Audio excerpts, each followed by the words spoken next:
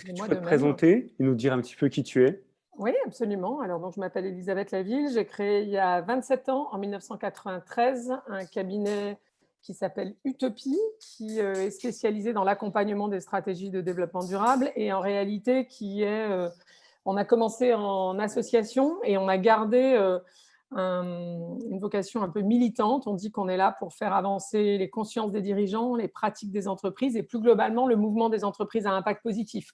Et donc, c'est vrai que dans l'activité d'Utopie, il y a toujours cette dimension un peu de think tank. On publie beaucoup de choses qui sont d'ailleurs toutes sur notre site web pour essayer de faire avancer justement les consciences. Super. Alors justement, tu parles d'une révolution de l'impact positif dans les entreprises. Comment Oui. elle est apparue? Alors, elle est apparue déjà du fait de l'évolution des consciences et de la maturation des esprits sur les sujets de développement durable. En gros, nous, on considère qu'il y a eu 3 temps dans le développement des stratégies RSE développement durable. Il y a un temps un peu bêta jusqu'au sommet de la Terre à Rio en 92 et quelques années après. Si on met un peu artificiellement une quinzaine d'années sur chaque période, la première période, c'est début des années 80, milieu des années 90, c'est en gros de la philanthropie. C'est-à-dire à cette époque-là, être une entreprise responsable, c'était avoir une fondation, etc. Bon. Faire du mécénat, des projets de bénévolat des salariés. C'est de cette époque que date l'ADMICAL en France, qui est l'association des entreprises mécènes. Non. C'est de cette époque que date une super initiative d'ailleurs chez AXA qui s'appelle À tout cœur, qui est du bénévolat des salariés et des agents. Bon, voilà. Donc c'est de la philanthropie, c'est à côté du business. Et puis, après le sommet de la Terre à Rio en 92, les entreprises, pas que d'ailleurs, les acteurs en général, les municipales, les collectivités, les États, etc., commencent à réfléchir à la façon dont il faut qu'on transforme en fait nos habitudes de travail, la façon dont on prend des décisions pour intégrer ce qui a été défini à Rio comme étant le développement durable avec l'agenda 21 qui définit toute une série de dimensions de cette chose-là. Et dans les entreprises, ça va prendre la forme de quelque chose aller. Donc, on va situer le début au milieu des années 90 et disons jusqu'en 2010. Qu'est-ce que moi j'appelle la RSE 1.0 ou le développement durable 1.0, qui est en gros une approche qui vise principalement à limiter les risques, limiter les impacts négatifs de l'activité. Donc, on va essayer via des chartes, des politiques, des codes de conduite, des certifications, etc., de minimiser les impacts négatifs, minimiser la production de déchets, minimiser les émissions de CO2, etc. Et ça, c'est bien l'intérêt business pour l'entreprise, c'est que ça limite les risques et que par ailleurs, si tu limites ta production de déchets ou tes consommations d'énergie, tu fais quand même quelques économies au passage, les démarches qu'on appelle d'éco-efficacité. Et puis, le truc, c'est qu'il y a 15 ans, en fait, il suffisait de faire ça pour être vu comme un leader de son secteur. Et aujourd'hui, ça ne suffit plus, parce que d'une certaine façon, si tu es une marque ou une entreprise et que tu dis, mais je limite les ingrédients toxiques que je mets dans mes produits, par exemple, on va te dire, bah, encore heureux. Et le problème, c'est pourquoi tu en as mis à la base. Et puis le problème, c'est pourquoi il en reste encore. Et puis pourquoi tu limites pas aussi le plastique de tes emballages, etc., etc. Donc c'est un chemin difficile pour les entreprises, mais sans fin. Et donc, cette approche-là, je ne dis pas qu'elle est plus d'actualité, il faut plus que jamais la faire, mais c'est considéré comme le minimum minimorum, c'est-à-dire ce que toutes les boîtes devraient faire en théorie. Et d'ailleurs, les réglementations rattrapent, courent après ce mouvement-là pour finalement le rendre obligatoire pour tous. Et donc, les entreprises, la dimension less bad, entre guillemets, moins d'impact négatif, ne suffisant plus à se différencier, on voit les démarches développement durable, les stratégies, aller chercher d'autres choses qui sont de l'ordre de la quête d'un impact positif, qui repose sur, moi j'aime bien les citations en général, et il y a cette citation qui est évidemment faussement attribuée à Spiderman, puisqu'on ne sait pas vraiment s'il l'a dit, qui dit un grand pouvoir implique de grandes responsabilités. Et donc il y a cette idée dans la RSE 2.0, le développement durable 2.0, ce passage du less bad à ce qu'on appellerait du more good en anglais, la quête d'un impact positif. Il y a cette idée que comme les entreprises ont un énorme pouvoir et un énorme pouvoir aussi d'affecter d'ailleurs le changement climatique, la production de déchets et que sais-je, ben, ça leur donne de grandes responsabilités et qu'elles doivent utiliser leur influence, qui pour les grandes multinationales est juste énorme, pour essayer aussi de résoudre des problèmes parmi les plus graves et les plus sérieux que nos générations ont à résoudre. Et là, ça amène les entreprises vers cette histoire d'impact positif qui repose davantage sur plein de choses dont on parle en ce moment, la question de raison d'être de l'entreprise à mission, l'idée que l'entreprise aurait une contribution sociétale positive à apporter par la façon même dont elle mène ses activités, l'idée de l'innovation, l'idée que ce truc-là, cet impact positif doit se traduire avant tout dans son offre et dans son modèle économique. Voilà, donc ça, c'est vraiment les deux clés, en fait, c'est cette histoire de raison d'être et l'incarnation de tout ça de manière visible dans l'offre et dans le modèle économique. Et en fait, ça change tout. Donc, on voit en France la loi Pacte, les objectifs de développement durable, BlackRock, premier investisseur au monde qui, depuis 3 ans, dit aux gens, quel que soit le caractère un peu controversé de BlackRock par ailleurs, de toute façon, il est très gros et très puissant, donc il est forcément controversé, mais dans ses lettres aux entreprises dont il est actionnaire, premier actionnaire au monde de plein de grands groupes. Il leur dit depuis 3 ans, le premier s'appelait d'ailleurs Sense of Purpose, le sens d'une raison d'être, et il disait aux boîtes, en gros, il faut que vous, si vous, à terme, il disait justement, minimiser vos impacts négatifs, ça ne suffit pas. Il faut que les entreprises apportent une contribution positive à la société. Et si vous ne le faites pas, alors il ne dit pas quand, il ne dit pas comment, donc ça a été aussi critiqué pour ça, à terme, BlackRock n'investira plus dans vos entreprises. Donc c'est un message assez fort. Ce n'est pas un investisseur baba cool avec quelques centaines de milliers de dollars. C'est le premier investisseur au monde, actionnaire des plus grosses boîtes au monde. Très bien. Est-ce que tu pourrais nous donner un exemple en fait, d'une marque à impact positif? Alors, c'est compliqué parce que ce n'est pas binaire, c'est-à-dire qu'il n'y a pas celles qui sont du bon côté de la barrière et les autres. Et par ailleurs, j'ai insisté là-dessus, mais je le redis, ça ne veut pas dire que la démarche type less bad, il ne faut plus le faire. Il faut plus que jamais le faire parce que la transparence est devenue partout incontournable. On le voit dans la mode, mais on le voit dans l'alimentation avec Yuka et que sais-je. De toute façon, les consommateurs ont, par cache investigation, les applis, etc., de plus en plus d'informations et de plus en plus de demandes sur qu'est-ce qui compose les produits, dans quelles conditions vos ingrédients sont produits, comment c'est transformé, etc. Qu'est-ce que vous faites quand vous ne le vendez pas, enfin des invendus. Bref, toute une série de questions. Donc, cette dimension-là, elle est absolument nécessaire. Mais ce qu'on commence à voir, évidemment, comme dit, je crois que c'est l'actrice Lily Tomlin qui dit le problème dans une course de rats, c'est que même si vous gagnez, vous êtes toujours un rat. Bon, c'est pas... Forcément. Voilà. Et donc, l'idée, c'est que les entreprises vont aller chercher au-delà de ce less bad pour essayer de transformer plus radicalement leur raison d'être, leur mission, leur offre et leur modèle économique. Et la première manifestation de ça pour moi, c'est qu'on n'est plus sur… Avant, les entreprises lançaient une gamme verte qui était un petit grain de sable dans un océan de trucs qui n'étaient pas verts et qui d'ailleurs, en général, avait zéro budget marketing dessus. Et quand on demandait aux entreprises, mais ça représente quoi en pourcentage de vos achats ou de votre chiffre d'affaires, on était sur des 0 points quelque chose. Et là, soudain, on a des entreprises qui ne sont pas parfaites. Hein. C'est pour ça que j'insiste sur le fait qu'il n'y a pas, c'est pas binaire, quoi. Il n'y a pas les bonnes et les mauvaises, ça serait trop simple, mais qui s'engagent à transformer 100% de leur offre.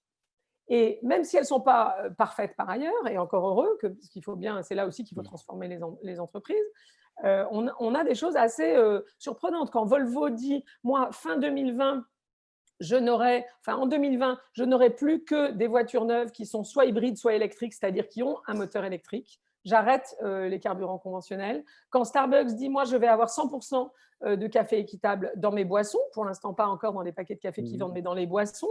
Donc, on est sur 100%, on n'est pas sur… En fait, la responsabilité a changé de camp. C'est-à-dire, ce qui se passait avant, c'est que des entreprises comme Starbucks auraient dit, bon, bah, moi, je propose plein de gammes de café, et puis une boisson à base de café équitable. Et si Elisabeth Laville, qui est une consommatrice engagée, d'abord, sait que ça existe, veut l'acheter, et ben, il va falloir qu'elle paye 30% plus cher, qu'elle me la demande, etc.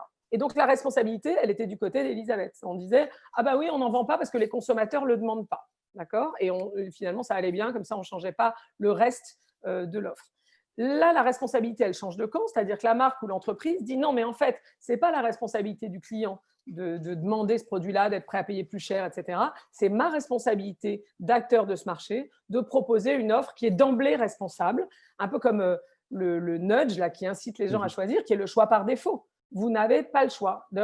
Comme dans les hôtels, on vous change la serviette que si vous la mettez par terre, vous le demandez, etc. etc. Et par défaut, on ne vous la change pas. Ben là, c'est pareil. Par défaut, le café que j'ai chez Starbucks, il est équitable, il est certifié. Je ne peux pas en demander un autre. Je ne peux plus en demander un autre. D'accord ? Et la marque ou l'entreprise fait le pari qu'au fond, ça va nourrir la différenciation de son offre, l'attractivité de son offre, accessoirement aussi son attractivité en tant qu'employeur, parce que les plus jeunes générations notamment, mais pas que, ont très plutôt envie de bosser pour une boîte qui se soucie de ces sujets-là, etc. etc. Et donc, vraiment, les 2 points principaux, c'est cet engagement sur la raison d'être, sur la contribution sociétale un peu placée assez haut au niveau de l'entreprise, de la marque, de la raison d'être, et la traduction très concrète de ça dans l'offre. Des gens comme Philips disent, Ils ont commencé en 2007 en disant on se donne 5 ans jusqu'en 2012 pour que les produits verts certifiés représentent 30% de notre offre. Aujourd'hui, l'ambition de Philips pour 2020, c'était 70% du chiffre d'affaires vient de produits qui sont mieux disants, pas juste mieux disants par rapport aux produits de Philips avant, mais mieux disants par rapport au marché sur le plan environnemental. Et donc, quand on est à 70% du business, on n'est plus sur un petit truc alternatif pour les bobos qui sont prêts à payer plus cher, etc. On est sur un sujet qui est le sujet principal, le sujet du modèle économique. Au fond, le modèle économique d'une entreprise, c'est quoi? C'est d'où vient l'argent qu'elle gagne. Et est-ce qu'il vient principalement de produits responsables ou est-ce que finalement c'est du greenwashing? Est-ce qu'elle communique sur la responsabilité? Ça représente moins d'1% de son chiffre d'affaires. Alors justement, tu parles d'engagement, tu parles de responsabilité, également de promesses. Si les marques n'arrivent pas à tenir leurs promesses, qu'est-ce qui se passe? Alors, déjà, ce qu'il faut avoir en tête, et notamment quand on est du côté des marques, c'est qu'en fait, ce n'est pas grave si on n'arrive pas à tenir les promesses parce que les consommateurs, et il y a plein d'études qui montrent ça partout dans le monde, en gros, à plus de 95%, les gens disent non, mais on n'attend plus des entreprises qu'elles soient parfaites, on attend des entreprises qu'elles soient honnêtes. Et c'est très différent, c'est-à-dire honnêtes sur ce qu'elles essaient de faire, les difficultés qu'elles rencontrent, pourquoi elles n'y arrivent pas, etc. etc. Et donc, cette démarche repose sur, j'ai dit, la raison d'être, l'innovation, mais aussi l'offre, mais aussi sur une grande transparence et une forme de sincérité dans le dialogue, c'est-à-dire ne pas essayer de faire croire que vous maîtrisez un truc que vous ne maîtrisez pas du tout. Et de manière assez frappante, c'est quelque chose qu'on trouve, par exemple, dans la mode, chez les marques qui sont les plus proches de la perfection. Finalement, c'est celles qui sont presque les plus parfaites, qui parlent le mieux de ce qu'elles ne font pas bien. Vous allez sur le site de Veja, vous avez une rubrique qui s'appelle « Les limites du projet » où ils vous expliquent tout ce qu'ils font, qui ne sont pas encore eux-mêmes à la hauteur de leur ambition. Patagonia est une entreprise qui parle très très bien de ce qu'elle ne fait pas non plus. Et dans le cas de Veja, le dernier point de mémoire, alors ça commence par les lacets ne sont pas encore en coton bio ou équitable, hein, et puis ça finit par on est dans l'industrie de la mode où fondamentalement les gens vont acheter des paires de baskets dont ils n'ont pas besoin puisqu'ils en ont déjà 3 ou 4. D'accord? Et donc, cette capacité à parler vrai, au fond, et à ne pas prendre les gens pour des cons, je dirais quand même, finalement, c'est ça qui fonde la confiance des consommateurs. Alors, c'est hyper intéressant ce que tu dis, mais quand on a une jeune marque, avant tout, on est sur un produit. Et en même temps, aujourd'hui, on doit communiquer, on doit expliquer, on doit être transparent. Et donc, ça demande en fait des ressources et des compétences qu'un designer, par définition, il est là pour designer, pour faire un produit qui est éco-responsable. Et donc, aujourd'hui, il y a un impératif, au sens propre du terme, à communiquer, à être transparent. Comment je fais pour aller dans cette direction-là quand j'ai peu de ressources, en fait? C'est pas, d'abord, moi, je pense que ce n'est pas une question de ressources. À la limite, si vous avez trop de ressources, c'est presque plus compliqué. Pour la simple raison que, d'ailleurs, regardez, aujourd'hui, qu'est-ce que font les grandes marques? Elles essaient de s'inspirer des petites marques et de la façon dont elles utilisent les réseaux sociaux, etc., pour arriver à faire beaucoup de buzz de manière plus crédible que ce qu'elles peuvent faire avec la pub, par exemple. Hein. Donc, il y a plein de petits exemples. Donc, les réseaux sociaux sont la meilleure façon de faire passer cette information sur la transparence, les efforts que vous essayez de faire. Regardez, sur un sujet qui n'est pas de la mode, il y a une petite marque qui s'est lancée dans les œufs, qui s'appelle l'œuf qui ne tue pas la poule. Bon, leur promesse, d'accord, leur promesse principale, c'est 2 trucs dont l'industrie ne parlait pas du tout, c'est-à-dire le sexage des poussins à la naissance, autrement dit, on tue les poussins mâles puisqu'ils ne servent à rien, en gros, pour pondre des œufs, en tout cas. Okay. Et deuxième truc, une poule, ça peut vivre très longtemps, mais au bout de 3-4 ans, ça pond moins. Donc, normalement, les poules pondeuses, on arrête de les faire produire à partir de 3-4 ans et en fait, on les tue. D'accord? Et eux, leur engagement, c'est on ne fait pas de sexage des poussins à la naissance, c'est-à-dire on ne tue pas de poussins pour arriver. Donc, ils travaillent avec des fermes qui ne font pas ça. Et on assure une retraite, entre guillemets, heureuse à la poule dans une ferme quand elle ne pond plus. Voilà. Donc, c'est 2 sujets dont l'industrie ne parle pas. Alors, on peut se dire, mais il faut des budgets monstrueux pour faire passer ce message-là. Non, ils y arrivent. En fait, ils y arrivent avec le pack, ils y arrivent avec le buzz, ils y arrivent avec les enseignes qui, finalement, trouvent ça différent comme histoire et référencent leurs produits, etc., etc. Et puis après, vous avez d'autres, je pense sur la mode, je pense à une marque que j'aime bien qui s'appelle Asket, qui a décidé qu'elle allait afficher un pourcentage de traçabilité sur tous ses produits. Donc, chaque vêtement Elle explique aussi d'ailleurs qu'avec sa méthodologie, l'industrie a en moyenne un pourcentage de traçabilité de 28% de mémoire, donc pas énorme, hein, parce qu'il faut remonter au fournisseur du fournisseur du fournisseur. En général, on perd la trace. Et eux, ils arrivent, ils sont jamais à 100% d'ailleurs, donc ils ne sont pas parfaits à nouveau, mais ils expliquent pourquoi. Ils vont être à 75, à 80, etc. Et donc, on voit bien que là-dedans, c'est presque plus la créativité qui joue et la sincérité de l'engagement qui vous amène à faire des choses que personne d'autre ne fait, donc qui par définition différencie votre offre, donc qui par définition raconte une histoire qui a plus de chances de circuler sur les réseaux parce qu'on ne l'a jamais entendue aussi, hein, il y a ça en fait, que si vous essayez de raconter la même histoire que tout le monde en fait. Parce que là, effectivement, si vous racontez la même histoire que les grands, qui ont beaucoup plus de budget que vous pour le faire, ça n'empêche pas de mieux la raconter de manière plus sincère, etc. Mais ça peut être un peu plus compliqué. Parfait. Je prends une question de Tristan dans le chat. Il dit c'est bien que les grandes entreprises se mettent à la RSE, Oui. mais est-ce que finalement, ça ne nourrit pas l'idée que les acteurs phares du capitalisme, comme Starbucks, peuvent continuer à maintenir le système qui a participé à créer le problème? Alors, c'est une vraie question. En fait, quand j'ai commencé, il y a 27 ans, donc, les exemples que je donnais dans les conférences, c'était plutôt d'ailleurs, les seuls avec lesquels on travaillait à l'époque, des Ben & Jerry's, Patagonia, Body Shop, etc. Donc, plutôt des entreprises qui, d'ailleurs, à l'époque, étaient très petites et qui bousculaient un peu leur marché. Et alors, à la fin des conférences, les grandes boîtes venaient me voir en me disant « mais c'est super intéressant ce que vous racontez, mais bon, c'est possible chez eux parce qu'ils sont 30 ou 300 ou 3000. Nous, vous comprenez, on est 30 000, 300 000, donc ça ne serait pas possible. » Et aujourd'hui, quand je donne les exemples plutôt de grands groupes, parce que je pense que si on veut vraiment avoir un impact sur la planète, c'est aussi là qu'il faut transformer, évidemment. Moi, je me fais très plaisir quand je travaille avec Veja ou avec Nature et Découverte, mais les gros impacts ne sont pas chez eux, ils sont chez les autres. Donc, il faut que ces boîtes-là marchent pour que les plus gros s'en inspirent et qu'in fine, on transforme aussi les plus gros, tant que les plus gros existent. Et continuent à vendre et à produire, etc. etc. Et aujourd'hui, donc, je donne plutôt des exemples de grands groupes et à ce moment-là, parfois, les petites boîtes viennent me voir ou des startups ou des ETI même en disant « oui, c'est super intéressant ce que vous racontez, mais bon, c'est possible pour Starbucks parce qu'ils ont beaucoup de moyens, mais nous, vous comprenez, on est tout petits, etc. » Donc, ce que je pense, c'est qu'on a toujours tendance à penser que c'est plus facile pour autrui, déjà, ça, c'est le premier truc. Donc, le remède à ça, c'est l'action, c'est de s'y mettre là où on est, quel que soit, qu'on soit dans une petite, une moyenne, une grosse entreprise, premièrement, parce que chacun, finalement, a un périmètre d'autonomie, même dans les grands groupes, et peut contribuer à générer le changement là où il est. Et par ailleurs, oui, sans doute que… Mais moi, je pense ce que je disais là, c'est je pense qu'il faut qu'on… Il y a un proverbe en anglais, je crois, qui dit « The light needs to be where the darkness is ». Il faut amener la lumière là où sont les ténèbres. Donc, c'est un peu binaire à nouveau, parce qu'il y a la lumière et les ténèbres. Mais pour autant, il faut faire changer les grands groupes. C'est ceux qui ont le plus d'impact sur nos modes de vie, etc. Donc oui, j'entends la remarque de Tristan qui est de dire « Ah oui, mais alors s'ils commencent à changer, est-ce qu'en fait, il ne faudrait pas mieux les détruire ?» Et chacun, en tant que consommateur, en tant que salarié, a le droit de préférer d'aller consommer d'autres marques plus petites, plus engagées, plus éthiques, plus radicales dans les engagements, avec moins de compromis sans doute, qui viennent de moins loin aussi, parce que le problème des grands groupes, c'est qu'en gros, il faut 10 ans pour faire passer une entreprise de je fais des choses conventionnelles, pas très engagées, à je suis crédible sur les sujets de développement durable. Ça veut dire que je suis parfaite, mais je suis crédible. C'est long, c'est hyper long. Parfois, en plus, ça dépend beaucoup des gens. Donc, il suffit que le directeur général qui a initié le truc soit viré entre-temps et hop, c'est fini, parce que finalement, ça ne plaît pas, ça ne rapporte pas assez vite pour les actionnaires. Enfin, c'est compliqué, c'est compliqué. Donc, moi, je pense quand même, moi, personnellement, j'ai beaucoup de plaisir à travailler avec les PME, les TPE très engagés. Nous, on a été la première entreprise certifiée B Corp en France. On est à fond engagé dans le mouvement.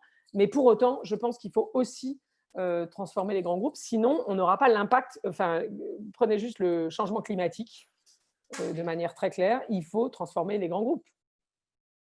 Mais on peut aussi les transformer en faisant marcher les petits, en faisant que les petits leur piquent des parts de marché. C'est pour ça que je dis, en tant que consommateur, et leur piquent des talents, en tant que consommateur et en tant que salarié, on a les moyens de faire bouger le marché aussi. Très bien. Moi, il y a une citation que j'aime bien, c'est il faut prendre le changement par la main avant qu'il nous prenne par la gorge. Ouais. C'est vrai que c'est très bien ça. Oui, Churchill a eu le prix Nobel de littérature, il ne faut jamais l'oublier, donc il avait le sens de la formule. Oui, mais il dit aussi Une autre citation que je mets en général avec, d'ailleurs, celle que tu viens de citer, qui est un optimiste voit les opportunités dans les difficultés, un pessimiste voit les difficultés dans les opportunités. Donc, c'est vrai que la première citation que tu as mentionnée, prendre le changement par la main avant qu'il ne vous prenne par la gorge, ça dit quand même un peu ce dont il est question sur ces sujets de développement durable. En tout cas, nous, c'est le discours qu'on a avec les entreprises. C'est-à-dire, vous pouvez attendre encore un peu, attendre de voir si les consommateurs sont prêts, attendre de voir si les concurrents y vont, attendre de voir s'il y a des réglementations. Mais plus vous attendez, plus à un moment, vous n'aurez plus le choix. Et à ce moment-là, vous irez de manière contrainte. Et ça vous différenciera même plus, puisque les consommateurs auront déjà choisi d'autres marques qui sont déjà engagées, voire ça sera obligatoire. Et donc, du coup, si vous le faites, vous ne vous distinguerez pas du tout de vos concurrents en faisant ça. Donc, je pense que c'est vraiment, moi, c'est ma conviction sur tous les marchés, les entreprises qui ne seront pas engagées dans ce mouvement-là, et non pas en le traitant à côté de leur business, mais en le plaçant au cœur de leur business, vont au-devant de graves ennuis. Et planétairement, on va aussi au-devant de graves ennuis si toutes les entreprises n'y vont pas. Mais enfin, voilà, accessoirement, comme le disait le fondateur d'une boîte industrielle qui fait des dalles de moquette qui s'appelle Interface, il n'y a pas de business à faire. Il n'y a pas de business à faire sur une planète en faillite. Donc, il y a quand même ça. Voilà. Et l'autre citation, elle dit quand même que, au fond, sur ces sujets de développement durable, le verre, il est toujours à moitié plein, à moitié vide. On peut toujours regarder ce qui ne va pas et essayer de faire mieux. Et essayer de regarder les difficultés qu'on rencontre sur le volet social, sur le volet environnemental et se dire, tiens, c'est des opportunités d'innover, ou trouver que tout ça est hyper compliqué, qu'il y a toujours des ONG casse-bonbons qui viennent nous chercher des noises, etc. C'est aussi une façon de voir les choses. Elisabeth, maintenant, on va parler Covid. Qu'est-ce que ça change à tout ça? Alors, ce que je pense, c'est que finalement, la crise, déjà, ce que ça change à tout ça, ce que ça risque de changer là dans les semaines qui viennent, c'est qu'on n'est pas que dans une crise sanitaire, on est aussi dans une crise économique. Et que, quoi qu'on en dise, l'angoisse en fait, de la crise économique chez notamment les consommateurs, les salariés, etc., les citoyens en général et les entreprises risque de détourner leur attention des sujets environnementaux. Donc, c'est hyper important d'arriver à montrer que dans les sujets de la transition écologique, pour faire court, il y a plein de sujets qui sont aussi très bons pour la relance économique, pour l'emploi, etc. Et notamment tout ce qui a trait au local. Et ça tombe bien puisque pendant la crise sanitaire, on a vu un espèce de regain d'intérêt pour la relocalisation des industries. On a pris conscience de la fragilité des chaînes d'approvisionnement hyper mondialisées, où on dépend en fait de toute une série de fournisseurs un peu partout dans le monde. Et dès qu'il se passe quelque chose sanitaire, mais demain climatique, etc., du coup, tout s'écroule et on n'a plus ce dont on a besoin, j'allais dire, au quotidien. Là, c'était les masques, les gels, mais ça peut être plein d'autres choses, les respirateurs. Donc, on a vu, après le confinement, quand on demandait aux Français ce qu'ils attendaient du gouvernement, c'était les 2 premiers items à plus de 96% de mémoire, c'était relocaliser l'industrie et relocaliser la production d'alimentaire. Donc, vraiment ce sujet du local. Donc, je pense que la crise, en fait, idéalement, aura joué un rôle d'accélérateur vers un point de bascule qui, objectivement, arrivait quand même, d'accord, mais sur un certain nombre de tendances sociétales de fond. C'est-à-dire qu'on était sur des tendances qui concernaient des minorités actives, hyper engagées, et soudain, ça va entraîner la majorité silencieuse. Donc, on a vu ça clairement sur la relocalisation. Je pense que ça va vraiment être c'est un sujet majeur. Sur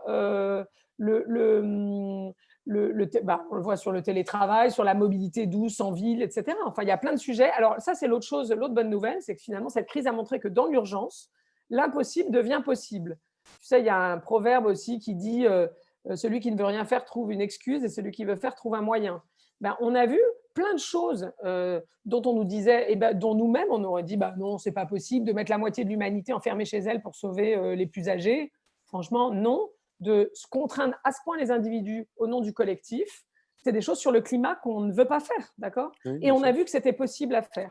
Je me souviens avoir lu un article sur le Nike racontait qu'ils ont développé des visières pendant la crise à partir des matières premières de leurs chaussures et ils l'ont fait en 2 semaines, alors que le temps moyen de développement d'une innovation chez Nike, c'est 18 mois. Donc j'imagine que si quelqu'un avait dit quelques semaines avant aux designers de chez Nike, est-ce que vous êtes capable de développer un produit simple en 2 semaines, ils auraient dit ah non, mais ça ne va pas la tête, c'est pas possible. Bon, si, c'est possible. Et donc, je pense que cette idée que l'impossible devient possible, c'est quand même c'est aussi un sujet sur lequel la crise aura changé les choses. Et puis, peut-être un autre aspect, important pour les marques, et notamment sur le sujet des marques positives, c'est qu'on a vu pendant la crise beaucoup de débats autour de c'est quoi une activité essentielle à la société, utile à la société. Et ce débat-là, il mène directement vers les sujets de raison d'être, d'entreprise à mission, de mission, etc. Parce qu'au fond, ça pousse chaque entreprise à formuler en quoi elle est essentielle à la société. Et ce qu'on a vu aussi, c'est que par contre, autant il faut structurer ce récit-là parce qu'il est important pour les clients, pour les salariés, autant s'il n'y a que du récit, c'est du blabla. Hein, il y a une espèce de raison d'être washing. Et donc, on a vu aussi combien c'était important que ce blabla, si je puis dire, qui n'en est pas toujours, soit incarné très vite dans des actes. Et je suis assez frappée, j'ai été frappée au début du confinement par le fait que, par exemple, la Maïf, qui avait communiqué sur le lancement de sa raison d'être 1 an à l'avance, un truc un peu intello autour du mieux commun. Bon, soudain, le confinement arrive et ils disent écoutez, nous, on est assureur, on n'a pas d'actionnaires autres que nos sociétaires, et sur la sinistralité automobile, comme les gens sont bloqués chez eux, on va faire en gros 100 millions d'économies. Et bien cet argent, on va le rendre tout de suite à nos sociétaires en leur proposant, s'ils le souhaitent, de le donner aux soignants. Mais finalement, je trouve que la traduction en actes de la différence, j'allais dire, d'identité de la Maïf, ce qui traduisait avant par le slogan assureur militant, je trouve que c'est concret. En situation d'urgence, plus c'est concret et plus c'est traduit en actes visibles rapidement, mieux on se porte en fait. Carrément. Il va nous rester 5 minutes. Je prends les questions dans le chat. Donc, il y a Olivier qui demande, vous avez choisi d'être B Corp. Pourquoi B Corp et pas les autres? D'abord parce qu'il n'y en a pas beaucoup d'autres, cher Olivier. Non, et alors en fait, ce que je peux te dire en préambule, c'est que je n'aime pas trop les certifications en général, pour la simple raison que je trouve que ça rend inutilement complexe et un peu usine à gaz des sujets qui, au fond, sont quand même assez simples. Et que, par contre, ça peut être des moyens très utiles pour progresser, mais que malheureusement, souvent, dans les entreprises, le moyen devient la fin. C'est-à-dire que la finalité, c'est d'avoir la certification et pas d'utiliser la certification pour progresser sur des sujets qui sont importants. Voilà. Donc, je ne suis pas très fan des certifications en général. En revanche, celle-ci m'a intéressée pour plusieurs choses. D'abord parce qu'elle énonce clairement dans son identité que le slogan de B Corp, c'est For Profit, For Purpose. Donc, une entreprise peut être à but lucratif et au service de l'intérêt collectif. Et cette espèce d'approche, justement, non binaire, c'est pas ou. Soit vous êtes obsédé par l'argent, soit vous êtes à but non lucratif. Bon, voilà. Donc, je trouve que c'est assez cette approche hybride-là, et le fait de le poser comme la raison d'être de B Corp, c'est assez utile et très progressiste. Par ailleurs, c'est la seule certification au monde. Il n'y en a pas tant que ça qui soit très globale. Hein, donc, c'est pour ça que je dis, il n'y a pas le choix non plus énormément. Mais enfin, elle est internationale, c'est la seule. Elle est très entrepreneuriale, c'est la seule aussi. Et surtout, le questionnaire B Corp, qui est un questionnaire en 200 points, qui est adapté à votre secteur et à la géographie, enfin au pays dans lesquels vous êtes. Il est gratuit, 100% gratuit, accessible et en ligne pour n'importe quelle entreprise de n'importe quel pays qui peut faire son auto-évaluation, apprendre du coup en faisant, parce qu'en plus c'est des QCM, donc à chaque fois que vous donnez votre réponse, vous voyez ce que vous auriez pu répondre d'autres, et ça nourrit quand même la réflexion autour de ce que vous pourriez faire de plus. Et une fois que vous avez fini votre auto-évaluation, vous avez votre note sur 200 points. Vous pouvez vous comparer à l'ensemble des entreprises de votre secteur partout dans le monde qui ont fait le questionnaire aussi, voir quelles sont celles qui ont de meilleures notes, sur quels aspects, etc., etc. Et tout ça, c'est gratuit. C'est juste un truc de dingue. C'est-à-dire que la plupart des certifications qui existent, il faut quand même savoir qu'il faut payer pour savoir ce qu'il y a dedans. Celle-là, c'est ouvert. Donc, moi, ça m'a énormément convaincue. Et encore une fois, je trouve que B Corp a réussi quelque chose qu'aucune certification, à part Great Place to Work sur les aspects plus RH, a réussi aussi. C'est peut-être le talent qu'ont les Américains, franchement. C'est-à-dire à faire quelque chose qui soit à la fois hyper robuste sur le fond de la méthodologie et hyper désirable sur la forme. C'est-à-dire que ce n'est pas rébarbatif. Faire cette certification, ce n'est pas rébarbatif parce qu'ils ont aussi combiné la certification et la communauté d'entreprises engagées, le fait que là-dedans, vous avez les meilleurs au monde, en gros, des gens comme Patagonia, des gens comme Veja, justement, etc. Alors, Elisabeth, justement, Mathilde, dans le chat, rebondit là-dessus. Elle se demande si ce n'est pas un peu compliqué pour les petites entreprises justement ce Eh questionnaire? bien non, chère Mathilde. Non, mais il y a plein d'entreprises qui l'ont fait. Je veux dire, nous, quand on l'a fait, on n'était pas très gros. Après, on est toujours le gros ou le petit de quelqu'un. Mais il y a des entreprises. D'ailleurs, il y a un statut de pending B Corp. Quand vous venez de créer une entreprise, que vous êtes encore tout petit, vous n'avez pas de chiffre d'affaires et pas d'année d'exercice. Donc, il y a un certain nombre de questions auxquelles vous ne pouvez pas répondre. Et donc, vous pouvez quand même faire l'auto-évaluation, avoir votre note et vous êtes pending B Corp, c'est-à-dire on est certifié en attendant d'avoir vraiment une année de vie, si je puis dire.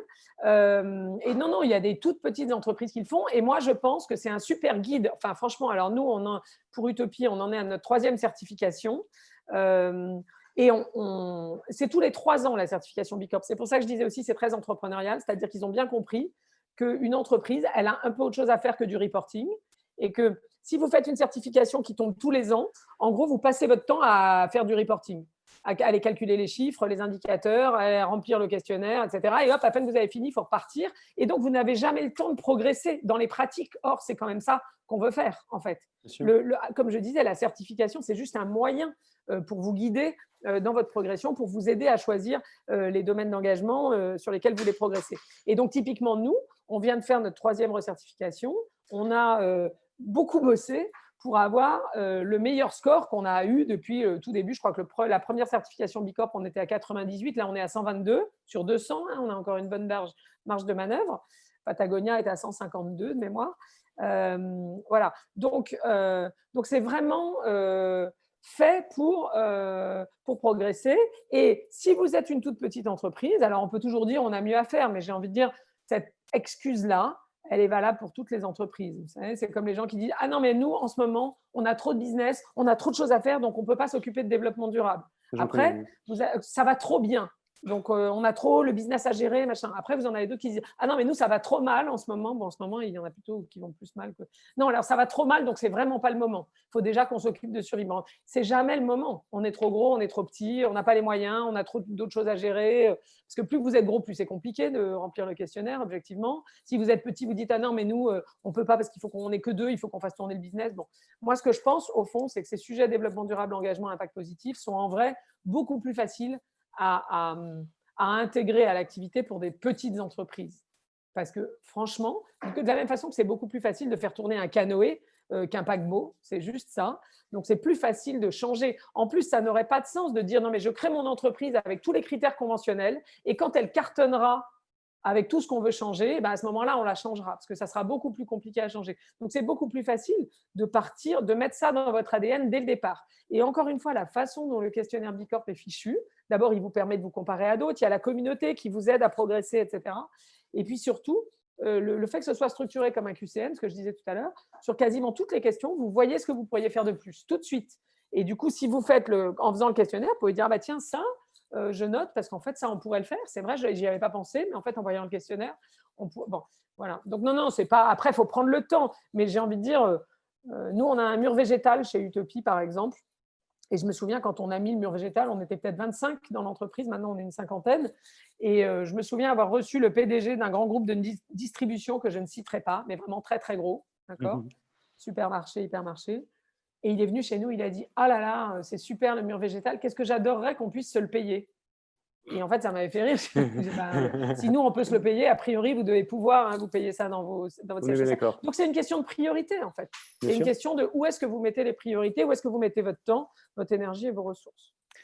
Elisabeth, on a quasiment fini. Je vais juste prendre un commentaire d'Andrea que je vais compléter.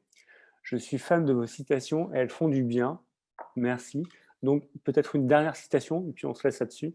Est-ce que j'en ai encore? J'en ai plus. Là, je sais pas. Il y en a une que je n'ai pas citée tout à l'heure, que j'aime bien, qui est un slogan des années 60 qui dit si vous ne contribuez pas à la solution, vous contribuez au problème. Ça, j'aime bien. Et puis, il y en a une autre d'Anita Roddick, la fondatrice de Body Shop, que j'aimais bien, qui disait si vous pensez que vous êtes trop petit pour changer les choses, essayez donc de dormir avec un moustique dans votre chambre. Elle est alternativement attribuée au Dalai Lama. Mais je trouve ça hyper intéressant parce qu'en tant que consommateur, employé, ça nous concerne tous. Parfait. Elisabeth, merci beaucoup. Merci beaucoup à vous.